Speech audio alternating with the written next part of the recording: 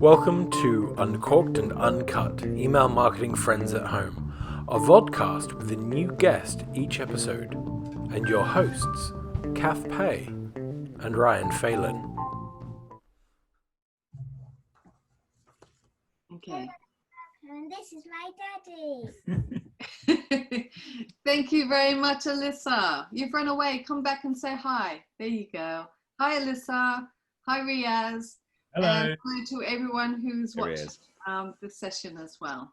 So today we've got Riaz Kanani, who is CEO of Radiate B2B. He is a very, very good friend of mine and a good friend of Ryan's, and we're absolutely thrilled to have him here today. So we're going to, as usual, we're going to have a couple of questions and a bit of conversation. But first of all, I think we need to explain where you are, Riaz. This is hopefully not your office, right? No, it's not my office. It actually has been twice in the lockdown, much to my daughter's despair. It is no bedroom. With the lockdown, she is normally encamped in the kitchen, and my wife is down in the living room. So I am typically in the attic, but when it is sunny, the attic is like a greenhouse, and so I sort of wander downstairs. And there is a desk in my daughter's bedroom, so I can sort of work from there. But, so today, even if you weren't recording, you could be here because it's 31 degrees. Yeah, it is really hot. But actually, last 3 weeks, it's a really good, like, my wife is so happy that we came up with the idea of recording in this room, because for the last 3 weeks, her room has been a tip. Like, the desk was covered in paint and pencils and posters that she'd drawn and all the rest of it. You could not have worked out of here, even if you wanted. And now I've got a nice, open, clean desk, and yeah, she's See, Riaz, Happy to help. Yeah. what I liked is that in the prep for this, you were telling us you wanted to do it from here, but you had to ask your daughter's permission to be able to use it. Yeah. I mean, even when I came in here and said, look, we need to tidy all this up and make some space for me to sit, she was like, yeah, okay, but don't touch my stuff. Yeah. Excellent. Yeah, so I'm recording today from my bedroom just to follow suit, sort of like we've got the bedroom theme. Turned out that because of the time difference, Ryan couldn't quite manage it because it's 6 a.m. and he'd have to get his wife out of bed, which is a bit rude, really. So yes. Yeah. We thought, no, let's not go with that because we want to keep on good terms with everyone. Yes, I do not want to make her angry. Do that. So Riaz, I mean, let's start talking about your family then, because we just talked about Shameen, and we talked about Alyssa, but Shameen actually has got her own business, hasn't she? She's an amazing fashion designer, and she has her own fashion label. So tell us more about that, and how does that work with you guys, because you're both business owners? That's my burning question. With great difficulty, I think. Not helped by me, usually. So yeah, I mean, she's always been involved in fashion design, and is one of those rare people who can mix creativity and technology, right? So she has a computer science degree and she's got a fashion design degree. Oh wow! And so she has amazing designs, and she does that part-time while she also does merchandising, e-commerce, really, over at a big retailer over here in the UK. And so, yeah, all hours, all days, one of us is doing something. I did say several years ago now that I would no longer do a startup and give her the ability to go out and build her business, yeah, that worked out well. I to stay off the startup bandwagon, but we've managed to make it work. Both businesses continue to grow and do well. So That's a lot of pressure, though, isn't it? Do you guys kind of sit around every once in a while and just go, "Ooh, okay"? I know I do, just having my own agency. You sit around, and I think Kath does too. You just sometimes it just hits you like, okay. Yeah, we've definitely, that happens. But I think the fashion design with Shameen is, it's her passion. It's what she loves to do. Yeah. And so, in her case, she's working full time on the e-commerce side. So she brings in a salary there and is able to build the fashion design business on the side. And so that, I think that is a huge help in making sure we, survive. Yeah. Every company owner has a there's a downturn or there's a pressure point. So give us a bit of a plug. What is the label called? Shameen Fashion. SHERMIN fashion.com. Excellent. But she does most of her stuff through Instagram. So actually, probably better to go through Instagram and look for Shameen Fashion there. Okay, brilliant. So, I mean, the thing that you and I are very close, Riaz, right? And you're always been I'm kind of like, you're my informal mentor, business coach. You're the guy I go to when I have questions, when I want advice, right? You've got an MBA, you are selfless with how you give help and assistance. I know other people reach out to you as well. But you've also got another community, another part of your life too, which I don't know, is this overly private or anything like that? But, because I know it's a big part of your life and you give a lot of time and effort to them. So, do you want to share? Yeah, sure. So I'm Ismaili Muslim. This is where I normally sort of embark on a 10 to 15 minute explanation of what that, how that fits in with the wider Muslim religion, but we don't really have time for that today. So, but the Ismaili Muslim religion is a subset of the Muslim religion, has a living leader and a community of tens of thousands across UK and Europe, sort of thing. And so I work on the communication side, obviously given my marketing background. I help with communications within the community and outwards as well. And with the lockdown happening, we don't call them mosques, but the mosques closed, and so having to keep that community engaged and feel connected became a very important project, if you like, for the last 3 months. And so, and it's been quite astonishing. One of the things that I keep saying I want to do and I haven't quite got to is to actually put some stats together on what's been done in the last 3 months. And we're slowly getting to the point where I might actually be able to do it. But I mean, there's been, I think we did something like 68 videos. Oh, wow. In May. I think we're close to 100 in June. And I was saying earlier today, actually, to someone that I did video editing back, 2020. So 20 years ago, with one of my startups, First Media. And it was a huge amount of effort to get these videos turned around and ready to go out even on the web. And with mobile phones, obviously with social distancing and everybody in lockdown, we can't have a camera team go out to people's houses and record. So suddenly we've got training videos of how do you need to take a recording, because obviously the people who are doing the speaking aren't used to managing the recording side of things, and then delivering that to us. I remember the first few weeks, something like, well, certainly the majority of videos would be sent to us via WhatsApp, and WhatsApp has a bad habit of reducing the quality. So very quickly people learned how to share videos through Google Drive and Dropbox, etc. Those little things. But what was amazing was actually turning this content around and delivering it. The biggest time was actually in transferring the content back and forth, because these are hour-long videos.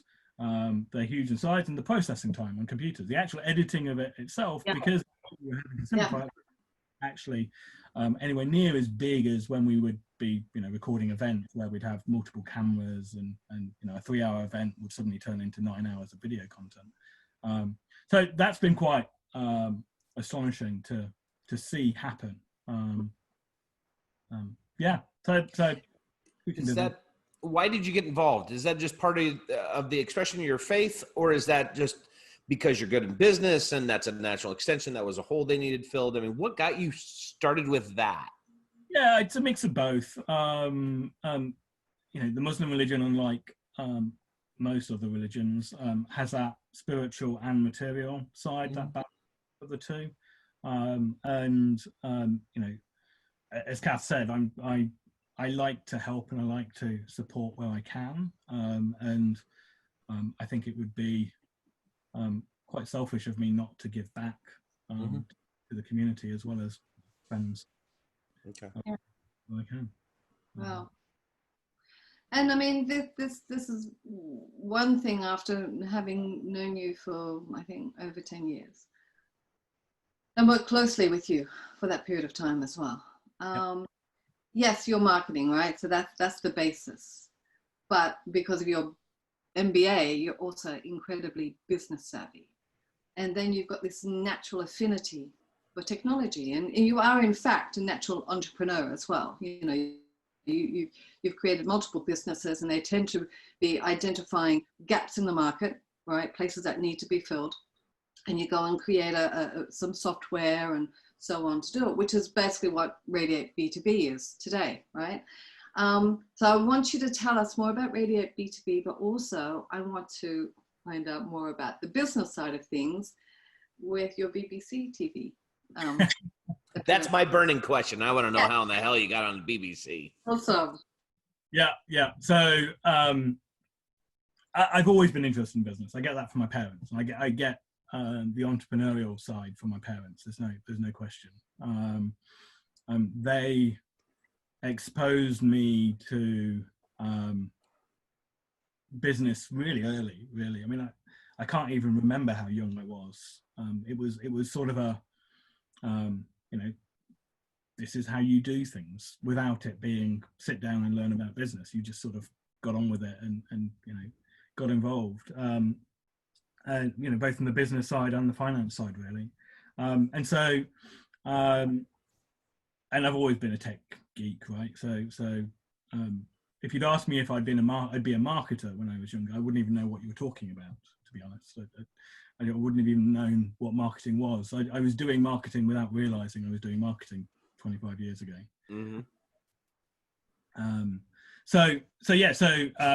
Radiate, like I said before, I said I wasn't going to do another startup. I also said actually I was going to get out of MarTech, or marketing technology. That worked well. Yeah, I have a bad habit of so whenever I look at things, I always in sort of the wider business world, mostly within technology, whenever I look at things, I sort of start to think, well, okay, how valuable is that? And not in explicit terms, just sort of in implicit terms of that's new. What's the impact? What's going to be the change in the world because of this sort of thing? And I got to the point with marketing technology where everything I was seeing was basically the same thing, but with the addition of big data or data science. And whilst that was impressive from a technology standpoint, it never really got my attention as being that interesting. It's kind of like blockchain and Bitcoin are both huge technologies that are going to change the world. But if you just tell me you are a platform that uses Bitcoin or blockchain and you've built on top of it, it's not that interesting. Because for me, technology becomes interesting when it becomes abstracted away, when you no longer even know that technology is there, and it's just you're suddenly not focusing on the technology, you're focusing on what's the application of that technology. And that is where I get interested. And with marketing, a bunch of years ago, 3 years ago, 3.5 years ago,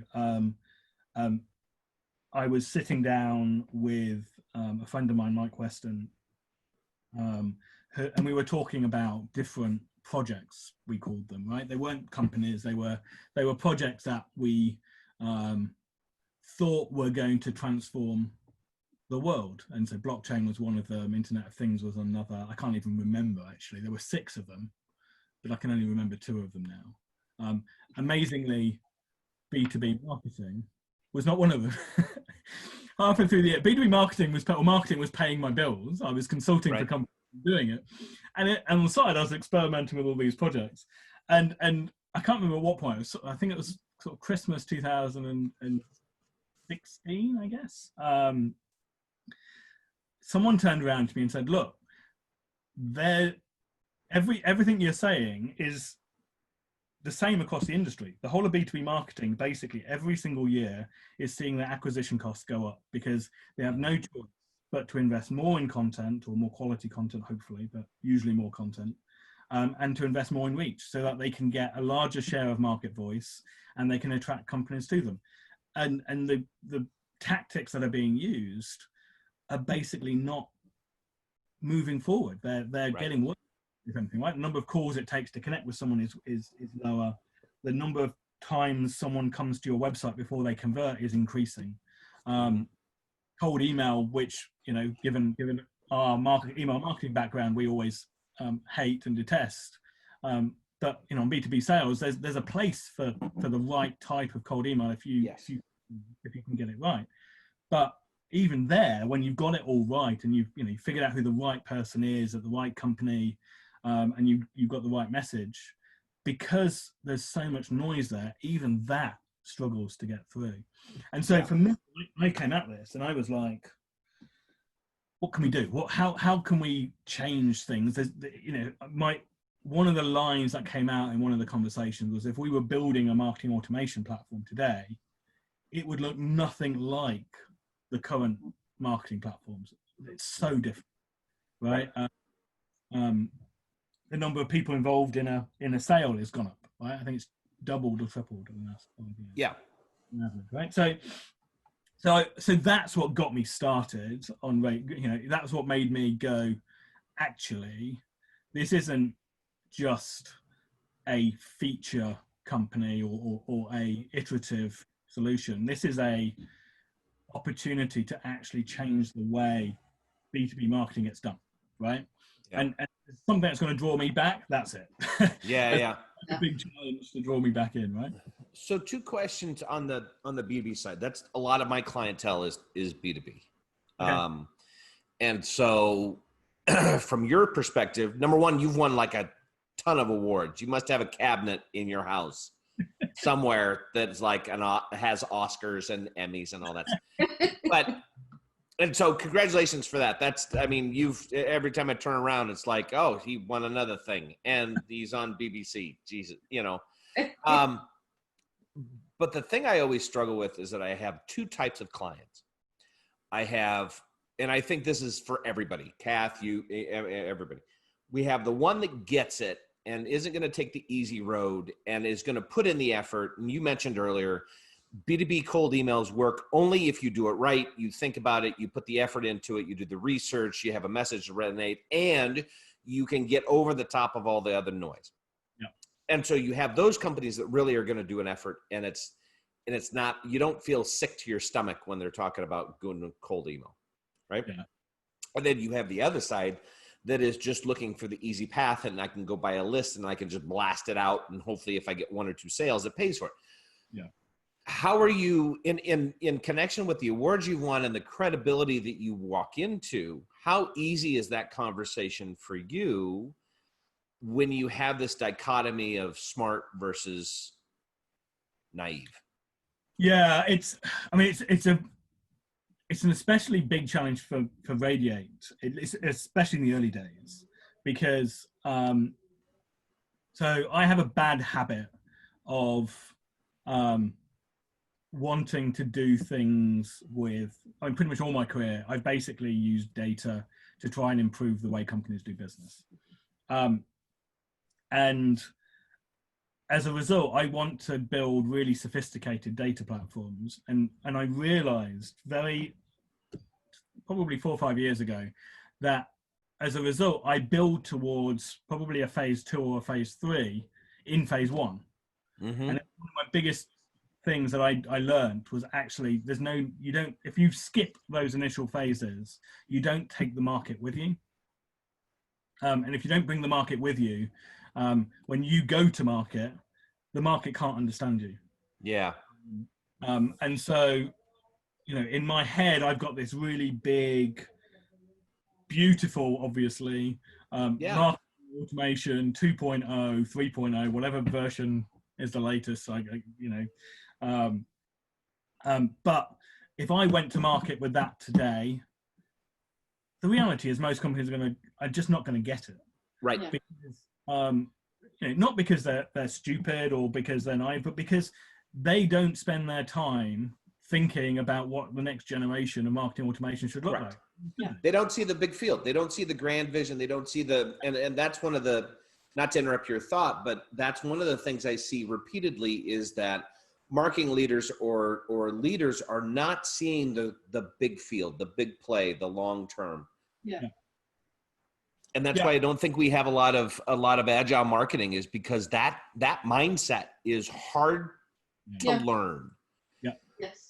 But once you learn it, I mean, stuff snaps. I mean, it just goes crazy. But I know people that have tried and just can't get there. No, I agree.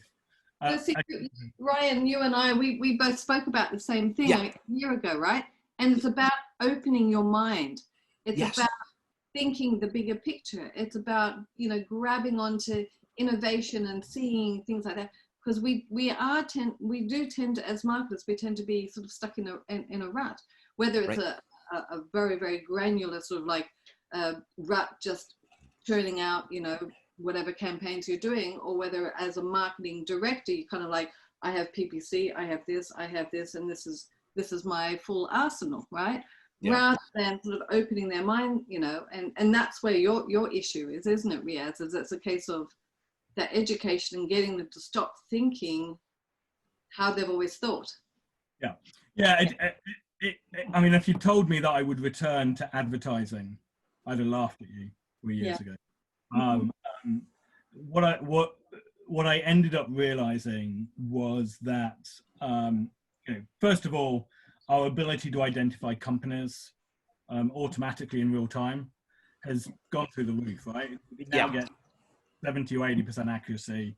And that was something that I just thought, even 4 or 5 years ago, was a waste of time because the accuracy was so low. And so that change was what I was sort of thinking about initially. And then I realized that, one of the fallouts of marketing automation in the last decade has been a massive focus on nurturing. Really, everything's all about nurturing and scoring, right? You build your list, you bring them in. If they're not ready, you nurture them, and when they're ready, you toss them over to sales. Now, there's whole issues with sales and marketing alignment, which absolutely. That's more personality. Do you feel like that's I've always felt like if there's a problem between marketing and sales, it's because the leaders have the personality of a snail and can't get along with each other. I mean, it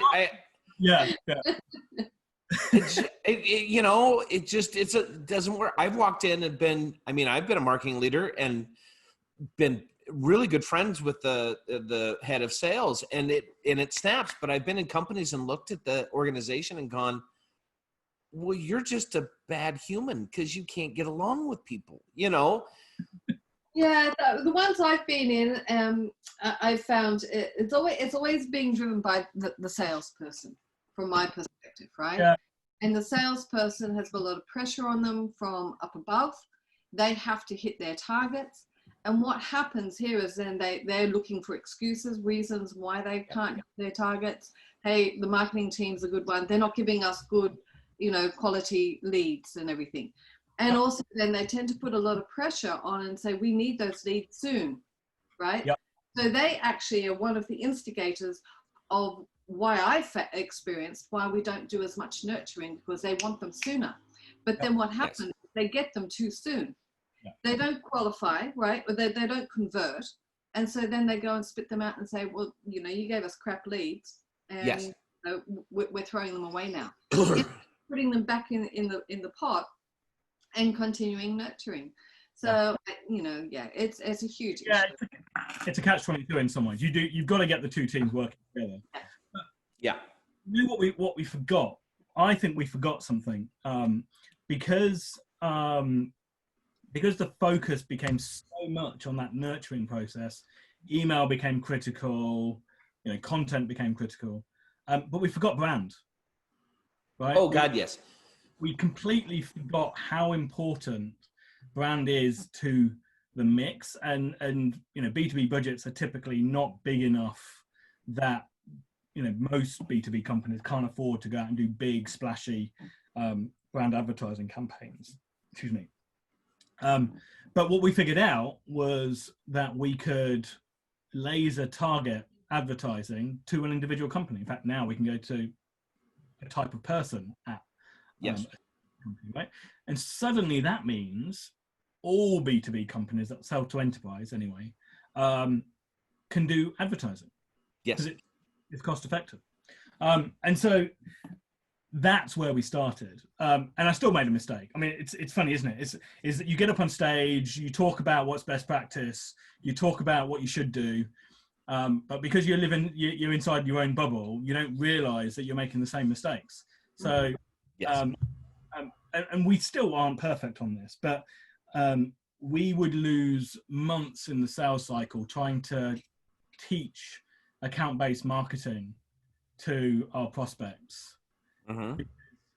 We felt they needed to understand that to use our platform, and it took me far too long. It took me a year probably to realize that actually, basically what we're doing is we're targeting advertising at companies. Why does anyone need to know? Yes. Why does anyone What need it's to know called? account-based marketing? Yeah. Right. That is useful enough to any company selling to enterprise. And so suddenly the conversations we were having changed dramatically. Right. And so yeah. But anyway. No, and that. Sorry, go ahead. No, yeah, I was going to say that's how we made it so simple that hopefully everybody can understand it. Yeah. Yeah. And sometimes you have to take it back a step, because the problem with saying account-based marketing is as soon as you're done with the meeting, they're on the web and they're looking for content about what account-based marketing is. And they're seeing a mix of the sales type of account-based marketing. They're seeing everybody's take on marketing, account-based marketing. Yeah. And there's so much content, you get everybody confused. If you just, it's not dumbing it down, but it's reducing it to what it is. And what it is I can target Harry's department at this company, at this location, which we know is where your prospect is. Yeah. Don't we want to do that? You know, and they're like, well, heck yes, we want to do that. Let's go do that. And then you take a year's worth of teaching out of into 5 seconds. And I see it every day, and I think you've summed it up great. Yeah. Brilliant. How are we for time, Ryan? We have about 10 minutes. Oh, wow. But the question we have not answered. Oh, yes. How in the hell did you get on the BBC? Well, and I ask because so here's my scenario, and I'm over in the States, right? I'm flipping through Facebook one day, and then all of a sudden I see your face with a CNN banner, or a CNN, with a BBC banner on it. And I'm like, what the hell did he do to get on there? So what's the story? I guess. So a friend of mine was on the BBC doing spots here and there. And he couldn't do it one day. And why don't I go and do it? So I went and did it. I assume, like, from that point on, everything is assumption, right? I have no idea. I assume there's a list somewhere with my name on it. and they put some comment next to it, and the next thing it was quite funny because last year was when we first really started to scale Radiate from a client expansion standpoint. And I remember September, I was thinking, right, so we need to think about how we're going to build awareness for the business. And the following day, I got a phone call from the BBC going, can you come on and talk about tech and business? Right. And I was like, okay, so that's kind of good awareness, you'd think. So you'd think I mean, that's not bad. Yeah, and he has to talk about those two, topics that he's not at all interested in, tech and business. No, because I've watched the clips. You look really bored. Yeah. He really sucks at it too, No, so you've done it quite a few times now. You're a bit of a regular as such. Except every month except for the lockdown. I mean, I started in radio, so in fact, I think if radio wasn't such a hard industry to get into, I might actually have gone into radio and not did the video advertising network. I mean, the video advertising network came out of the internet radio stuff that I was doing, and actually, so I nearly became the BBC Asia tech correspondent. Oh, really? Really? Yeah, back in the day. I ended up saying no because I was we couldn't make it work basically. I would have had to balance it with work, and the timings didn't work. But yeah. I've always I don't know why I've always sort of played around on that media sort of side of things. When you're not doing your business, what are you doing for fun? What's been your activity during the lockdown? What's your hobbies? When you ain't on BBC, what are you doing? When I ain't on BBC, I'm not doing Radiate, and I'm not trying to spend time with the family is probably number one on my list. Right? Yeah. I don't spend anywhere near enough time there. I love computer games. I don't play them anywhere near as much as I would really. Like. But yeah, I love computer games. Strategy, sort of Civilization. What was SimCity? Actually, the game I've played the most in the lockdown has been Football Manager. I'm a massive football fan, right? I'm a Liverpool fan. I love football, and so I've managed to keep the football season going by pretending to be a manager for a little while. Are you on a winning streak? Or are you? Yeah. For some crazy reason, I decided I was going to become Crew Alexander's manager, which is a tiny team in one of the very, very lowest leagues. And I've got promotion 2 years running. It's been great. I can't believe in all the hundreds and hundreds of hours that we have spent together, we have never talked about football. Or should I say, I'm glad that we never have. Yeah, I love to read as well. I mean, reading is probably the thing that I love to do the most. Yeah. But I've got a few books that I'm reading, but I think the fiction book I'm particularly struggling with at the moment. I need to ditch it and replace it with another one. But I read a lot of sci-fi.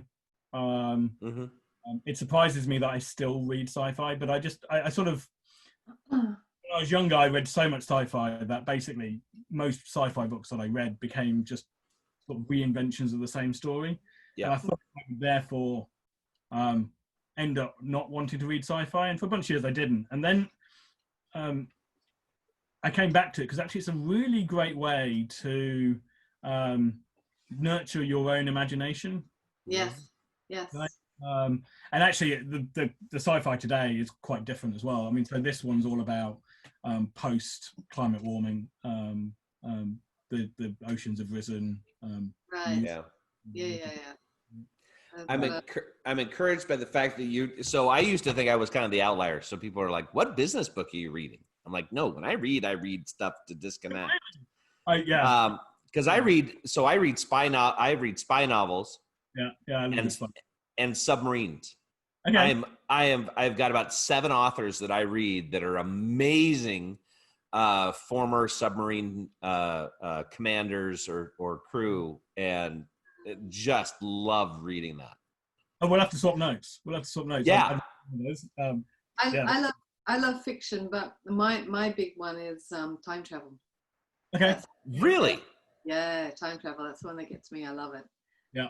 But when I read business books, I read them, but I find that I tend to, I'll have like 5 business books, or not necessarily business, non-fiction, Mm-hmm. on the go at the same time. Okay. It's like I read that, and that gives me food for thought, and I kind of have to step away. Yep. And then I go and get, it's a different one, I get a bit more food for thought, then I go back and everything like that. But fiction, I'm one of these ones that literally, if it's a good book, yeah. I'm putting it down. I'm going all the way through. Yeah. Doesn't matter what the time is, keep going. Yeah, exactly. It's, I love psychology books. That's probably like, I'm reading because of Radiate, I'm reading a SaaS sales, software as a service sales book from a guy called Aaron Ross. So actually it's really good if you've never heard of him. Okay. He built Salesforce's sales operations back in the day. But normally, if I'm going to be reading a non-fiction book, it's normally stuff around psychology, behavioral economics. Yeah. That's smart. I will tell you, I have a degree in psychology. Okay. And I have used that degree more in marketing than I can shake a stick at. I mean, it's just, every time you're talking about not only the interpersonal relationships with people you're working with, and I go back to my earlier comment about sales and the sales leadership. I mean, using empathy, using, partnership and all that stuff, but finding out how people tick. And I think psychology is one of those things that I think every marketer should be really good at. Yes. Yeah, I can do. Yeah. It's why I've ended up in marketing, I think. Yeah. Me too. Yeah, absolutely. It's one of those things. And it stems back to last time too, I talked about it, that's my phrase, let's bring marketing back into marketing, because I do believe that we as marketers need to understand that, because it comes down to the common principles and the common concepts of understanding what makes people tick, what makes our audiences tick. So, and the more you can find out about them. Yeah. So one last question, actually, just edging into what you were just saying then, as you were talking about telling me beforehand, you're actually going to start a new podcast. Is that right? Yeah. It really does tie back, isn't it? I mean, I'm a bit bored of, I think we all got a bit bored of the webinar. Yes. I'm now bored of the best practice, the amount of best practice series that are being created and shared on LinkedIn. I think is too much, and I think actually what I like content that makes me think, and that sort of just gets me thinking in a different direction. And so one of the things that I think is on everybody's mind right now is the future, right? I mean, some of us are always thinking about the future, but right now, with the amount of volatility and the amount of change that is happening, I think to some degree the future is on everybody's mind. And if that's the case, then what I wanted to do was to basically bring topics to market that address that thinking going forward, and topics that are not explicitly marketing but would apply to marketing. Things like the mind, your mindset, right? So going back to the individual. We're all people, right? So what is it about us as individuals? What is it about our markets that we're talking to? What is it about all of those that is changing? And what are the topics that I can come up with that apply to that? It's not, as you can probably tell, it's not polished to a nice 2-line description just yet. I have a couple of speakers in mind. I have a couple of topics in mind. And I have a view of what it looks like in my head, but that should hopefully start to come out in the next 2 weeks. Oh, cool. Great. So in closing then, how can they contact you? So follow you on LinkedIn. Yeah, LinkedIn. I live on LinkedIn. Follow me on LinkedIn. I am on Twitter, but honestly, I'm not on Twitter. So follow me, but I very rarely tweet properly on there. And get in contact if you want to have a chat about things. I'm always up for a good, interesting chat about marketing or business or technology. Cool. Yeah. Well, it's been wonderful to have you on here. Inviting me. Being in the States, I don't get to spend as much time with you and my friends over there. But gosh, it's been nice to over the last, since the lockdown, just different activities and different things, and getting to know people.